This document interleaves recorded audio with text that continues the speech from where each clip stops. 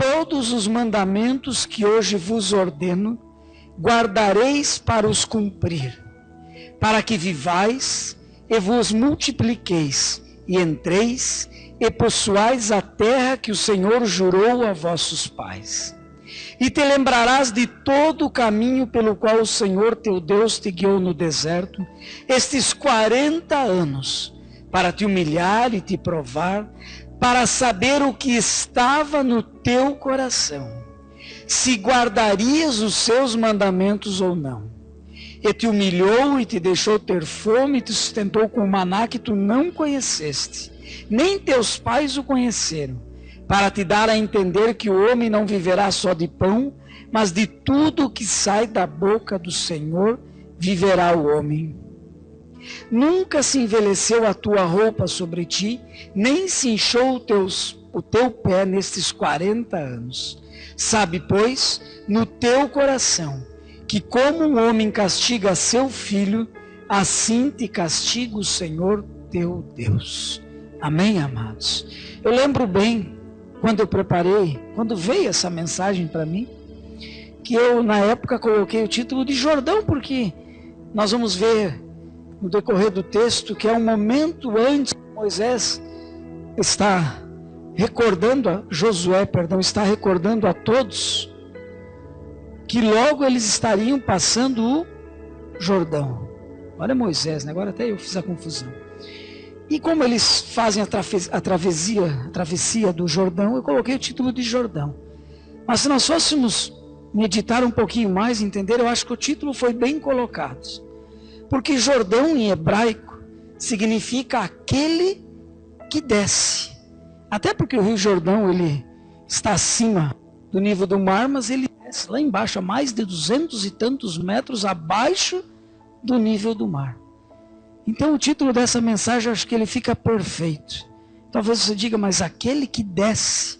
Mas nós vamos ver no decorrer dos ensinamentos que o Senhor tem para as nossas vidas, neste capítulo e nesses versículos, que verdadeiramente quando descemos em vários sentidos, é que nós ganhamos, é que nós conquistamos.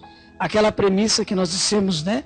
Que diminua eu, mas que o Senhor cresça. É só quando nós descemos verdadeiramente. E o primeiro versículo que nós lemos, começa dizendo, todos os mandamentos que hoje vos ordeno, guardareis para os cumprir, para que vivais e multipliqueis e entreis e possuais a terra que o Senhor jurou a vossos pais. E na verdade, todas as promessas que nós encontramos na palavra do Senhor têm uma condição, sempre. Como aqui está, se.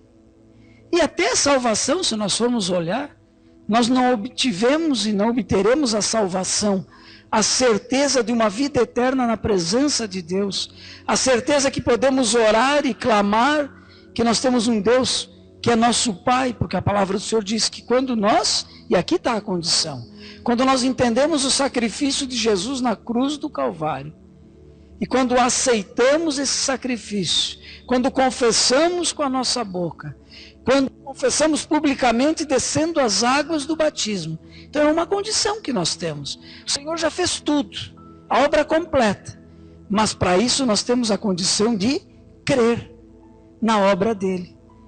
E assim é com as promessas do Senhor. Todas elas têm uma condição. E aqui a condição é muito clara, e ela é muito clara em toda a palavra do Senhor, para mim e para a tua vida. A condição de obediência. Eu nunca esqueci, até sou um pouco repetitivo, quando eu vi o pastor Silmar Coelho a primeira vez ministrar isso, que ele dizia, quando vamos na minha época era jardim de infância, né? Agora, cadê a Ed? Agora é educação infantil, mudou, né? Na minha época era jardim de infância mesmo, né? A gente vai lá para aprender o A, B, C, D, não é isso? E quando nos encontramos com o Senhor, nós voltamos para a escola do Senhor para aprender o obedecer. E é tão difícil, convenhamos, é tão difícil obedecermos. Por isso que é como o Jordão, né? Aquele que desce. Porque aquele que quer aprender, ele tem que descer. Tem que reconhecer que ele necessita crescer de crescimento. E quantas lutas, e quantas dificuldades, porque nós não fizemos essa coisa tão simples, mas tão difícil de se fazer, que é a obediência ao homem, não, a palavra do Senhor, ao próprio Deus. Porque as palavras dele e aquilo que ele coloca para mim e para a tua vida, muitas vezes são totalmente diferentes daquilo que desejaríamos, daquilo que gostaríamos, daquilo que nós olhamos, não, Senhor, isso é melhor para mim, ou daquilo que nós pensamos. Mas o Senhor, sim, sabe o que é melhor para a nossa vida. Os pensamentos do Senhor são muito acima dos nossos, e é Ele que nos conduz para o que Ele tem de melhor para a nossa vida. Então, nesse primeiro versículo que nós meditamos, que tenhamos essa convicção conosco, que se cristãos, que se entendemos o sacrifício de Jesus no Calvário, nós verdadeiramente temos uma obrigação para com Ele, que é de obediência à sua palavra. Porque se nós dissemos que amamos o Senhor e não obedecemos, Ele mesmo diz: aquele que me ama, obedece a minha palavra. Então o Senhor quer o nosso amor não de boca para fora, como a gente diz, de expressão, mas sim de entrega total. E a maior entrega que eu e você podemos fazer é a obediência total e irrestrita para a palavra do Senhor, que é a única verdade para a nossa vida. Eu comentava no sábado retrasado com os jovens, se eu não me engano, que nós estamos na época da pós-modernidade, onde nada é concreto, nada é verdadeiro, tudo é relativo.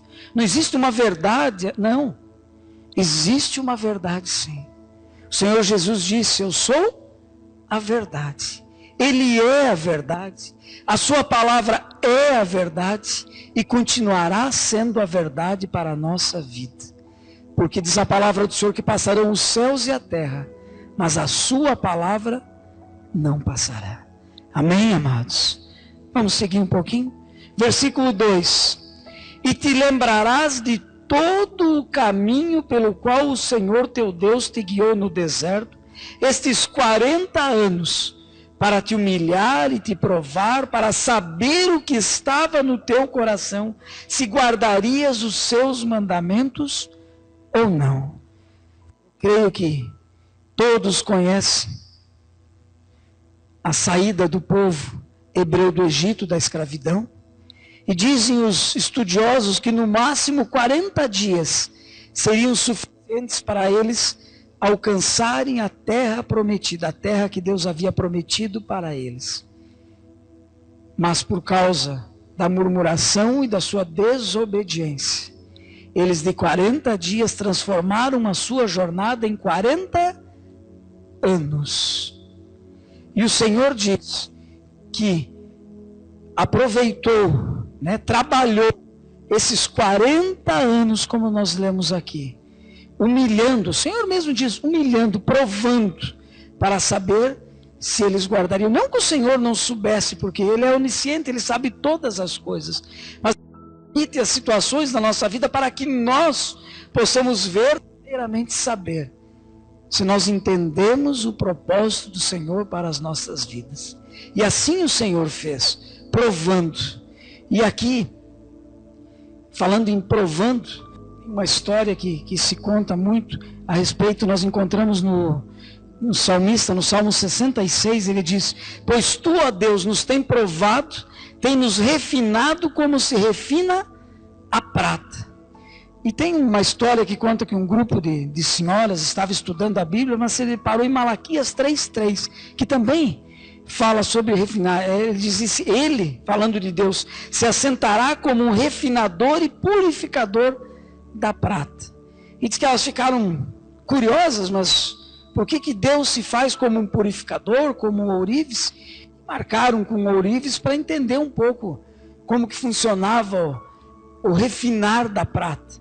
E chegando lá e olhando e vendo, ele estava com aquela prata na mão e no fogo, e muito perto do fogo. E elas pediram se não havia outra forma, de se purificar a prata. Ele disse não, que é só no fogo.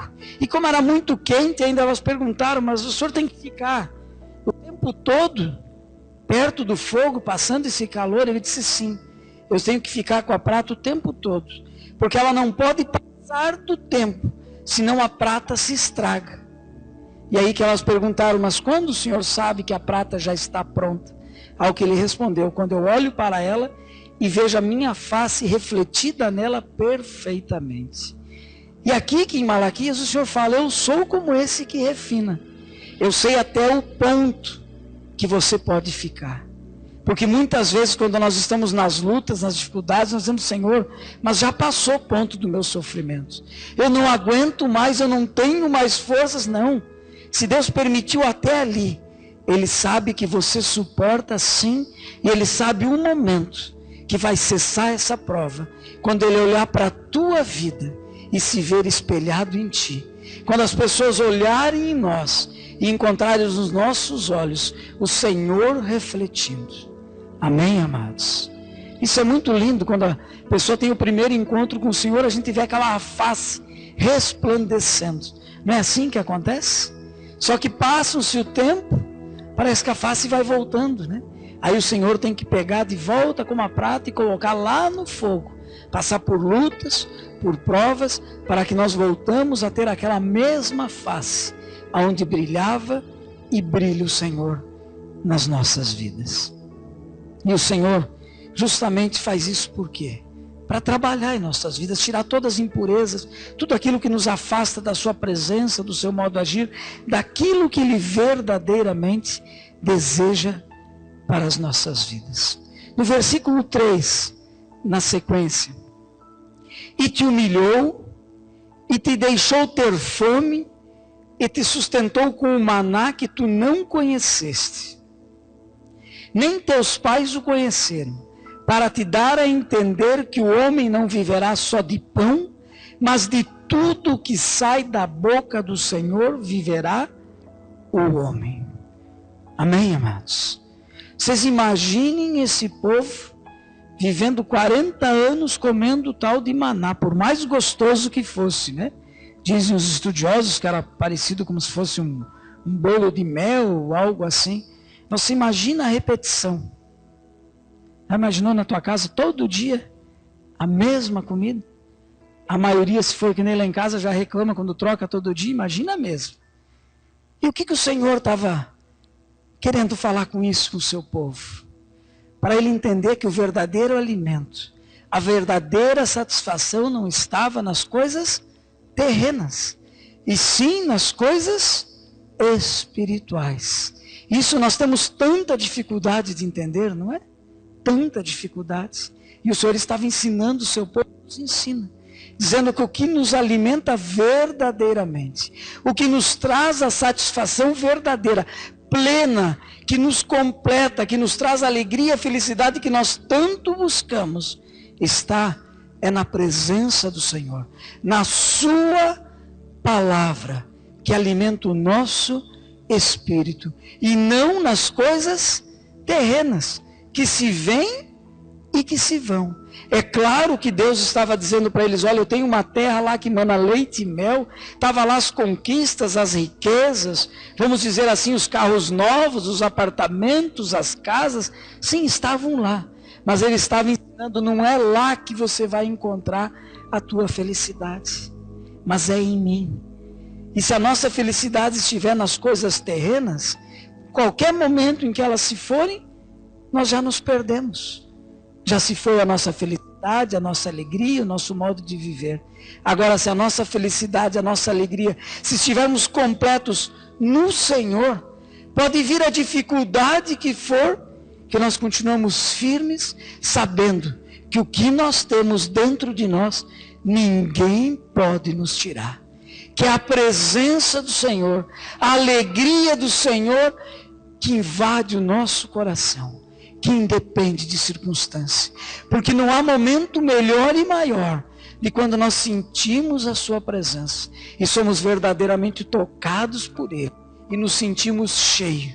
E aí, para dizer como ministramos esses tempos atrás, como o salmista no Salmo 23, o Senhor é o meu pastor e nada me faltará, porque nada me faz falta quando eu estou na presença do meu Deus.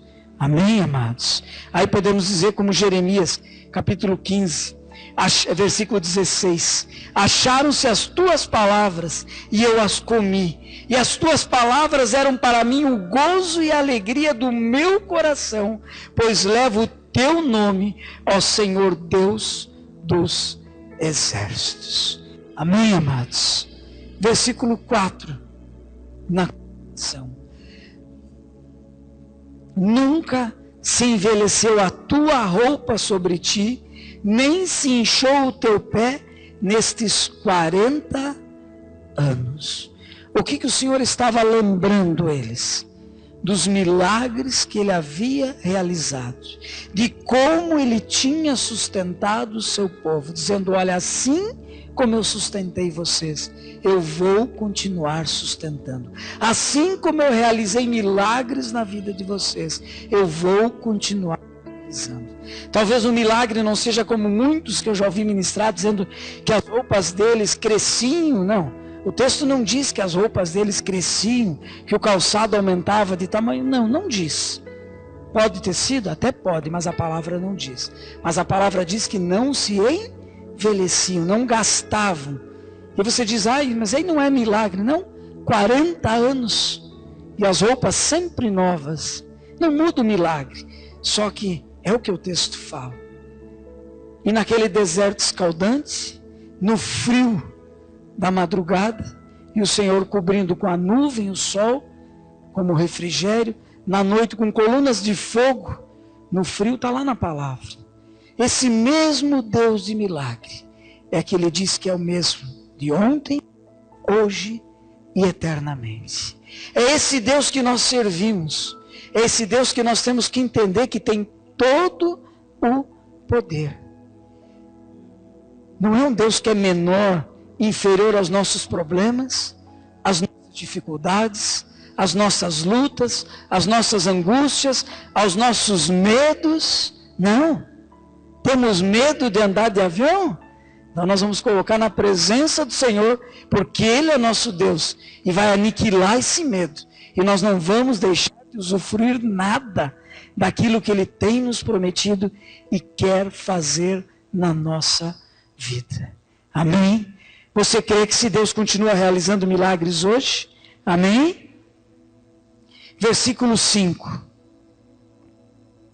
Sabes, pois, no teu coração, que como um homem castiga seu filho, assim te castiga o Senhor teu Deus.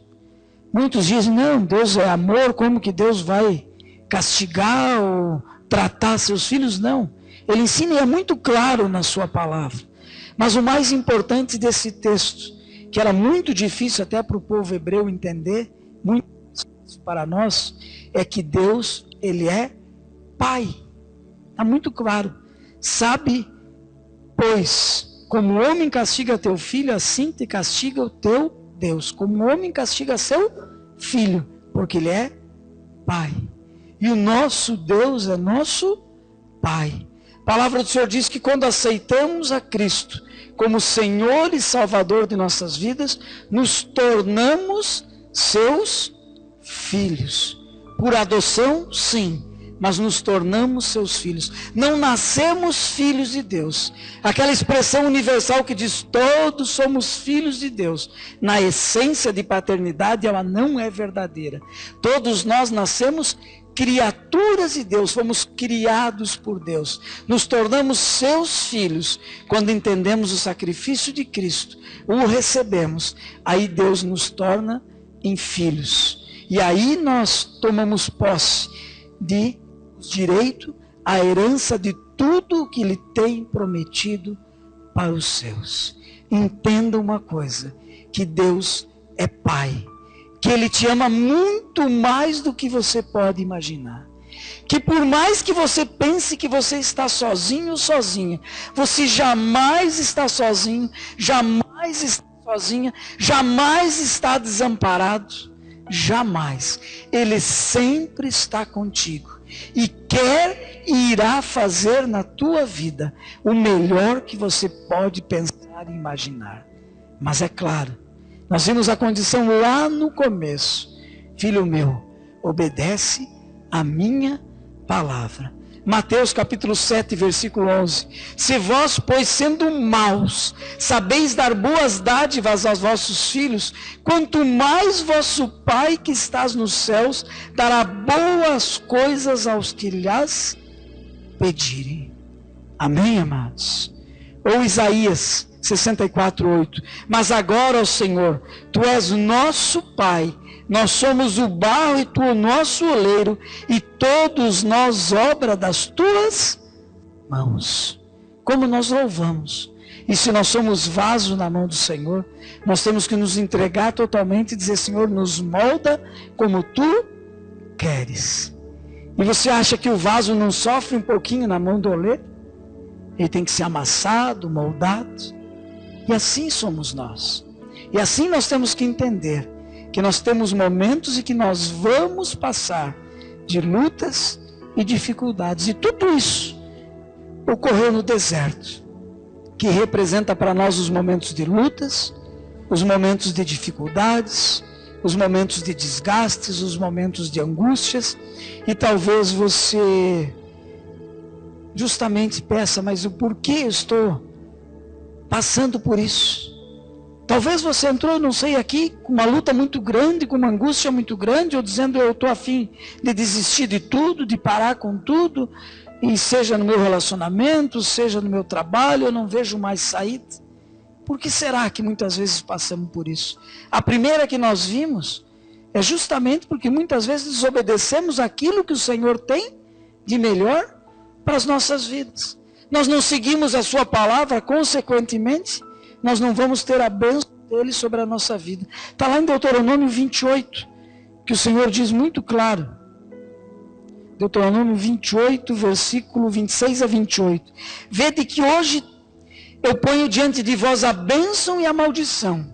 A bênção se obedecerdes aos mandamentos do Senhor vosso Deus, que hoje vos ordeno.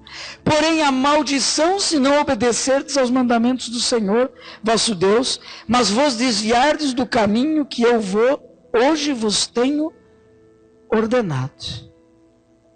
Então muitas coisas que nós passamos é simplesmente consequência da desobediência à palavra do Senhor. Seja em relacionamento, nós estamos perto do Dia dos Namorados, né? Então, quantos casais que perderam a essência de continuar sendo eternos namorados. E ontem, até conversando com um casal, e ele foi muito sábio, e um casal que eu tenho certeza que vai ser muito usado para ajudar muitas famílias, dizendo que justamente o grande segredo do namoro, do casamento continuar como namoro, é manter justamente aquelas coisas pequenas da época que começaram a namorar. Aquela mensagem de manhã cedo: eu te amo, ou liguei para dizer que estou com saudades, né? São coisinhas pequenas, mas quando está namorando, eu faço, eu ligo, eu procuro. E depois, ou como eu vi essa semana, um trechinho da ministração do pastor Cláudio Duarte, né? Que é muito brincalhão. No começo é tudo os bichinhos, né? Amorzinho, né? Ele dizia como é que é? Pombinha, gatinho, né? Aí diz que depois vai os bichinhos e vem os bichão. Ele contava, não me lembro os nomes que ele deu, né? Mas era porco para lá, vaca para lá, baleia para cá, né? Não, nós temos que ficar na época do namoro, que é o amorzinho, sim, é o gatinho, é a gatinha. Amém? Manter. Está aí o Dia dos Namorados, e esse é muito bom. Apesar de ser totalmente comercial, ele faz bem, porque nos faz parar para refletir: o meu casamento, eu ainda sou namorado? Ou nós já somos estranhos ou guerreiros dentro de casa, né? Tem alguns que já cada um com uma espada, né? Se um começar a falar, o outro já solta. E muitas vezes o casamento chega nisso, por quê? Porque esquecemos a essência, o que está na palavra. Ei, maridos, diz a palavra: amai as vossas esposas. E como que eu demonstro amor? Eu tenho que demonstrar, praticar ele. Mas eu esqueci. Eu só demonstro amor de noite, né? Aí a mulher está brava, vira para o lado e acabou a noite. E ela também também não está obedecendo a palavra. Não vos abstenhais por nada. Teu corpo não pertence a ti, pertence a Ele. É palavra. Se você obedecer, você resolve o problema do teu casamento. Agora, se você não obedece, fica uma guerra. Eu sempre digo, né? Não, você não me chamou de amorzinho, não tem hoje. Ah, não tem hoje, amanhã não te chama de amorzinho. Daí fica os dois, uma guerra. Não sai nada. Como diz voltando para o pastor Silmar Coelho, eu gosto muito dele, que ele diz, não depositou desde cedo. Chega de noite e não tem nada para sacar. Vai sacar o que se não depositou? Não plantou nada durante o dia. Amém? Ela só é linda de noite? Não, é o dia inteiro. Estão entendendo as consequências de eu não fazer a coisa certa? Os dois se tornam um. Não é isso que a palavra diz? Os dois se tornam. Por que você está fazendo saindo à noite sozinho? Ou você homem, ou você mulher. Você não é mais um, vocês são dois. Ah, mas eu vou para... Sim, você casou para viver sozinho? Ou casou para viver em dois? Uma vida de cumplicidade, de união. Estão entendendo como a palavra do Senhor é difícil? Muitas vezes para ser colocada em prática? Ah, eu vivo... Não vive a tua vida. A vida dos dois é uma só. Essa é a palavra. Aí depois vem perguntar por que está dando errado o casamento? Porque não se pratica a palavra. Não se obedece aquilo que o Senhor tem colocado na sua palavra. Ah, mas e como eu resolvo a questão? Bem simples. Faz uma lista grande do que ela gosta, faz uma lista grande do que ele gosta. E começa a achar onde acha alguma coisa igual. Então vamos fazer essa que os dois gostam. E as suas exceções, olha lá as exceções com consentimento. Essa que é a palavra. Fácil de viver? Não. Mas o resultado lá na frente é que é o que vale a pena. Que o resultado não é ter o casamento andando aos trancos e barrancos, mas é o casamento dos eternos namorados, porque você está sendo fiel à palavra do Senhor. Amém? Ih, mas está fraco esse amém, né? Amém? Agora melhorou. Talvez a dificuldade que nós estamos passando seja pela lei da semeadura. O que é a lei da semeadura? Aquilo que eu planto, eu colho. De repente você plantou tanta coisa ruim, falou tão mal de tantas pessoas, ou seja, a área que for, você quer colher o que hoje? Ou o que você vai colher amanhã? Você está entendendo? E outra coisa, quando você vai falar com alguém, e ele fala mal de alguém, te cuide. Porque quando você sair de perto dela, ou dele, sabe de quem que ele vai estar falando mal? De você. Você tem dúvida disso? Então cuide. A palavra do Senhor que é para cuidar, que entra no ouvido, porque vai parar no nosso coração. Não deixe ninguém encher de lixo mais. Porque às vezes a consequência de estar dando tudo errado é porque você está deixando o lixo entrar dentro de você. E o lixo às vezes é a pessoa que está aqui dentro. Ou na tua casa, ou teu colega, não sei. Às vezes pessoas próximas. Alguém esses dias falou, mas eu vi alguém na igreja e estava falando. Eu digo, mas está no lugar certo. Mas na igreja tem que ser diferente. Não. A igreja, o Senhor disse que é o local dos maiores doentes que tem enfermos, é para estar aqui. A pessoa com o maior problema é para estar aqui.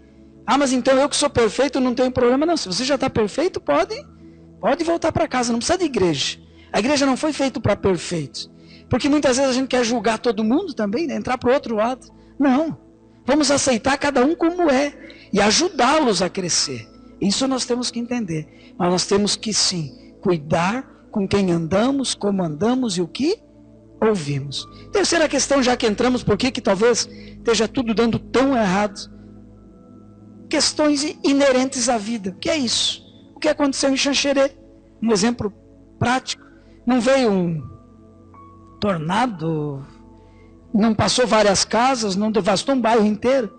Não tinha servos de Deus ali naquele bairro? E não foram atingidos também tanto quanto aqueles que nem servem ao Senhor?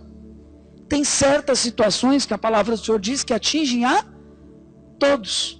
Eclesiastes 9:2. Tudo sucede igualmente a todos. O mesmo sucede ao justo e ao ímpio, ao bom e ao puro. E aí vai, tem certas coisas, aquela questão do sol e da chuva é para todos. Tem coisas na vida que acontecem pela questão da natureza e tantas outras coisas que não estão ao nosso alcance. Ou permissão de Deus, Deus também pode permitir, assim como permitiu o mal na vida de José, ser vendido de escravo, perder a comunhão com seus irmãos, com a sua família. Você imaginou? com 13 anos ser tirado do seio da família, vendido como escravo e perder tudo que ele perdeu. E Deus permitiu, por quê? Porque tinha um bem maior lá na frente. Então muitas vezes o mal vem para permitir o bem que Deus vai fazer lá na frente. Estão entendendo o agir de Deus? Mas o que? Satanás também é outra coisa que pode acontecer mal na nossa vida.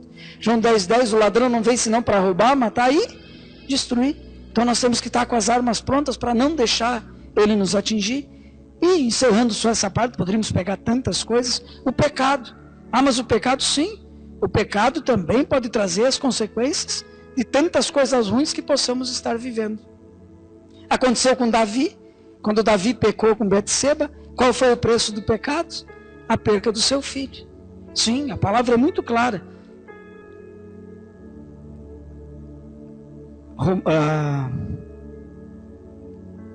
2 Samuel, capítulo 12, versículo 13 e 14. Então disse Davi a Natã: pequei contra o Senhor. E disse Natã a Davi: também o Senhor perdoou o teu pecado, não morrerás. Para Davi. Todavia, porquanto com este feito desse lugar sobremaneira, a que os inimigos do Senhor blasfemem, também o filho que te nasceu certamente morrerá. Foi o preço do pecado. E assim acontece com muitos de nós, né? Ah, mas o Senhor não pagou o preço do pecado. Pagou. Jesus levou todo ele na cruz do Calvário. Mas muitas vezes na sequência da nossa vida nós erramos. E há um preço para o erro. Não adianta nós dizermos que não. Nós vamos pagar o preço de todas as nossas atitudes. A Bíblia diz que desde aquilo que nós pensamos e o que nós falamos, nós vamos responder por isso. Você já pensou se eu e você, cada vez antes de pensar ou de falar, nós lembrássemos que o Senhor está aqui, como se estivesse no nosso ladinho aqui, filtrando tudo e recebendo tudo? O quanto nós falaríamos menos e o quanto pensaríamos diferente de tudo isso? Amém, amados? Vamos adiante. Versículo 11 a 17, que nós não lemos no começo, vamos ler agora. Eu vou ler todos eles juntos. Guarda-te. Aqui nós entramos na questão da dificuldade. Aqui o Senhor está dizendo: ei, eu tenho uma terra prometida lá na frente, que mana leite e mel. Eu vou fazer você prosperar, você vai viver o melhor da tua vida. Mas preste atenção, guarda-te, que não te esqueças do Senhor teu Deus, deixando de guardar os seus mandamentos, os seus juízos e os seus estatutos que hoje te ordeno, para não suceder que, havendo tu comido e fores farto, e havendo edificado boas casas e habitando-as, e se tiverem aumentado os teus gados e os teus rebanhos, e se acrescentar a prata e o ouro, e se multiplicar tudo quanto tens, se eleve o teu coração e te esqueça do Senhor teu Deus, que te tirou da terra do Egito, da casa da servidão, que te guiou por aquele grande e terrível deserto de serpentes ardentes e de escorpiões e de terra seca, em que não havia água, e tirou água para ti da rocha. Amém? O que o Senhor está dizendo para mim e para você? Ei, eu sou teu pai, eu tenho planos para a tua vida, eu vou abençoar a tua vida, eu vou atender os desejos do teu coração, como o evangelista Aldo leu no início do culto. Deleita-te no Senhor, e Ele concederá os desejos do teu coração. Deleitar-te é se entregar, como uma criança se entrega nos braços do pai, da mãe. Se nós nos entregarmos, Ele está dizendo: ei, eu vou fazer os desejos do teu coração. Mas e quando eu realizar os desejos do teu coração? Quando eu te prosperar, quando te multiplicar tudo o que tens e tiver fartura, como você se portará?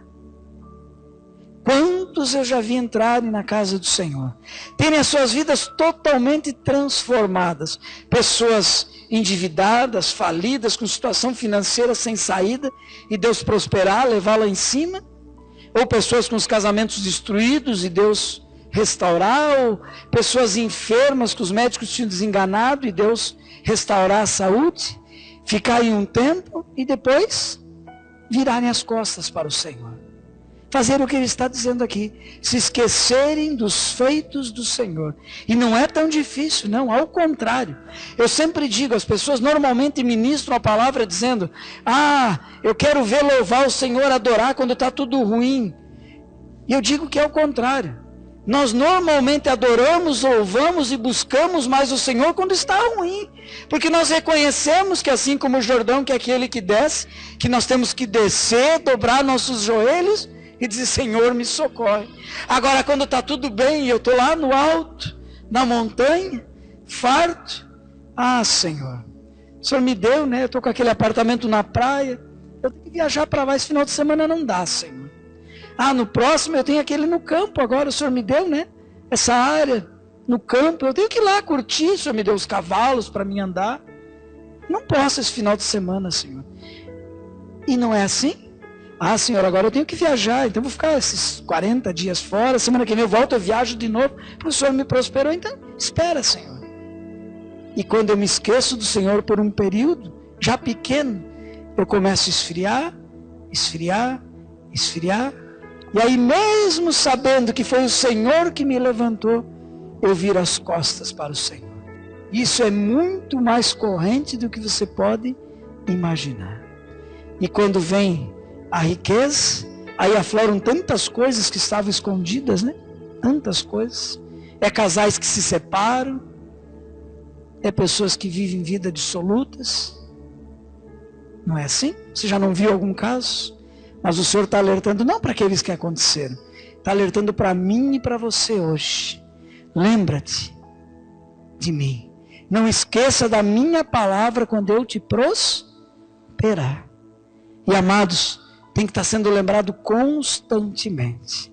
Porque quando nós estamos na luta, eu duvido quem esteja com uma luta grande que não dá um jeito de vir participar dos nossos 40 dias de oração que nós estamos desde o dia 1º até o dia 10 do mês que vem. Na luta, Senhor, eu estou lá junto, vou estar. Agora, na facilidade, Senhor, para que eu vou levantar de manhã? Imagina o sacrifício, Senhor. Está frio, eu levantar e lá orar? Não, Senhor, não. E assim vai. Vamos entender isso, que Deus é Pai, quer fazer o melhor pela nossa vida, mas jamais vamos nos esquecer, ao contrário, usar tudo que Ele nos der, em prol do seu reino, ter o amor dele que ele teve pelas nossas vidas, pelas vidas que perecem e ainda não entregaram suas vidas a ele. Amém? Vamos para o capítulo 9, finalizando a nossa reta final. Nos diz assim o capítulo 9, versículo 1. Ouve, ó Israel. Eu vou parar aqui, depois nós vamos adiante. Ouve, ó Israel. Por que eu parei aqui? Porque ali o Senhor estava falando com o seu povo de Israel lá. Mas o povo de Israel lá somos nós hoje. O que o Senhor diz em 1 Pedro 2,9? Mas vós sois, falando de todos aqueles que aceitaram a Jesus como Senhor e Salvador e o reconhecem.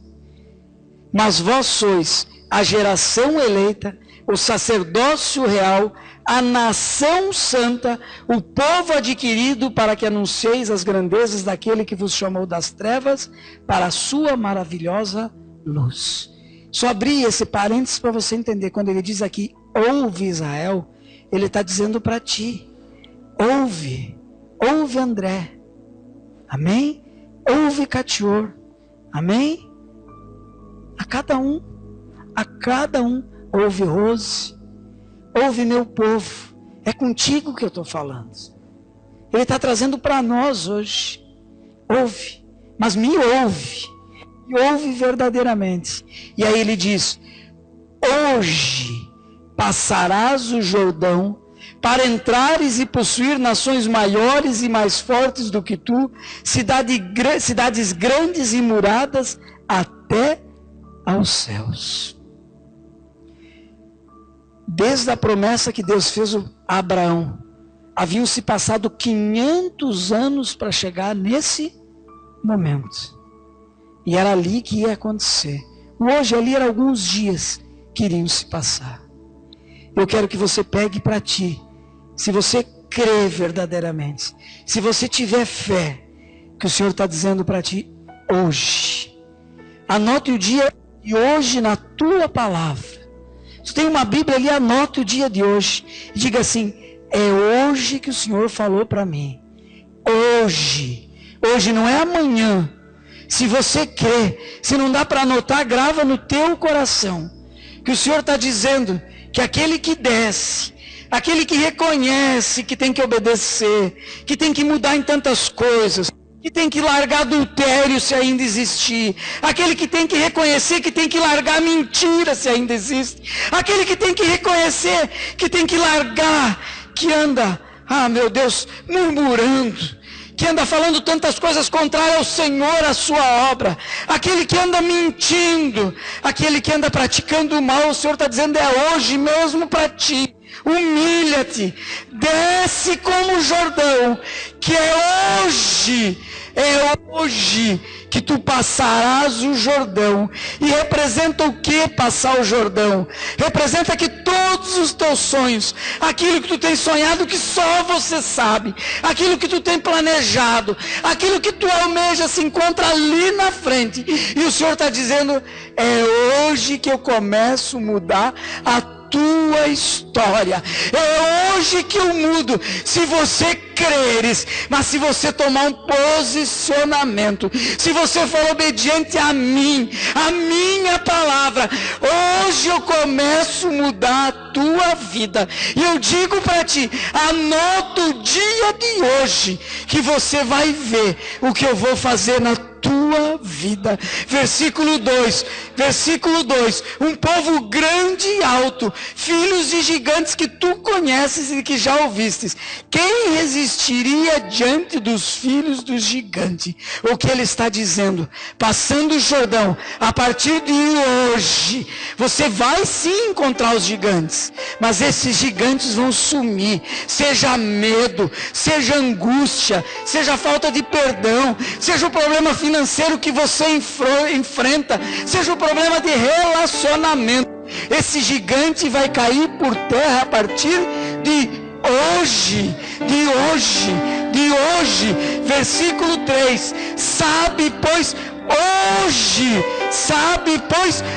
hoje que o Senhor teu Deus, que passa diante de ti, é um fogo consumidor, que os destruirá e os derrubará diante de ti, e tu os lançarás fora, e cedo os desfará, como o Senhor te tem falado. E aquele que crê, se coloque em pé nessa noite, porque é hoje que o Senhor está dizendo, é hoje que eu mudo a tua situação, é hoje que eu mudo o quadro da tua vida, é hoje que a angústia vai embora da tua vida, é hoje que a depressão sai da tua vida, é hoje que a tristeza sai pulando de alegria, porque é hoje que eu transformo a tua vida. E se você crê, ore comigo nessa noite. Paizinho querido, Deus Santo, Deus amado, querido e amado Espírito Santo, encha mais esse lugar, Senhor, encha mais com a tua presença, Pai. Confirma a tua palavra, Pai, que eles possam sentir o que eu estou sentindo aqui nesse momento, Pai. Invade os seus corações e confirma para aquele que crê, confirma para aquele que tem fé num Deus Todo-Poderoso, no Deus do impossível, no Deus que o maior gigante não é nada. Confirma que tu vai adiante de cada um deles, e aquilo que parecia impossível na vida deles, o Senhor está agindo, o Senhor está agindo, o Senhor está entrando agora, Pai, com o sobrenatural da vida de cada um deles.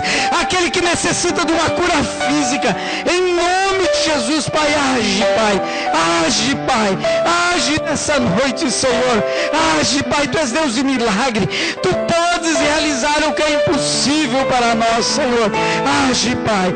Aquele que se encontra em depressão, Pai, age, que ele comece a sentir a alegria, que ele não tenha mais necessidade de medicamento nenhum, Pai. Nós queremos repreender todo espírito maligno, todo o mal nessas vidas, em nome de Jesus. Pai, é hoje que tu vais adiante, é hoje, Pai, que inicia uma nova história para muitas vidas que estão crendo e se colocando na tua presença.